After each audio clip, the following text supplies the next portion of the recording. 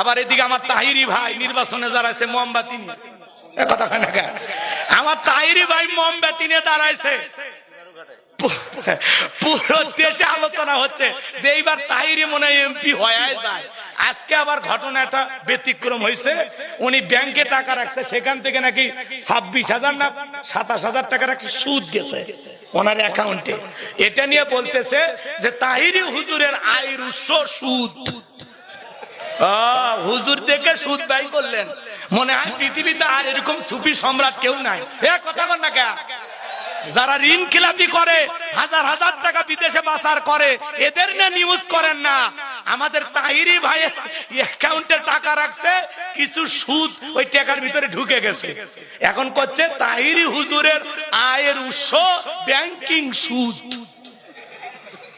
তাহলে ওয়াজ করে যে এত হাদিয়ে পায়, ওই ভাই রাখে কই? যে ভাই একটা আলেমের এইভাবে ঢালাও ভাবে সমালোচনা করা যাবে?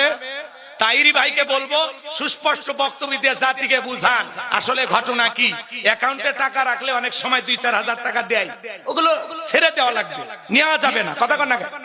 ভাই ব্যাংকে দিয়ে আসবেন, না হলে ওই টাকা তুলে অন্য কাউকে দিয়ে দিবেন, সবের আশা সারা।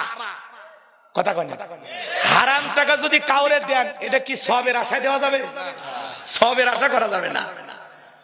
মনে করেন এই হারাম টাকা তারে দিয়ে দিলেন, সবের আশা সারা। আল্লাহ আমার তাহিরি ভাইকে হেদায়েত দান করেন।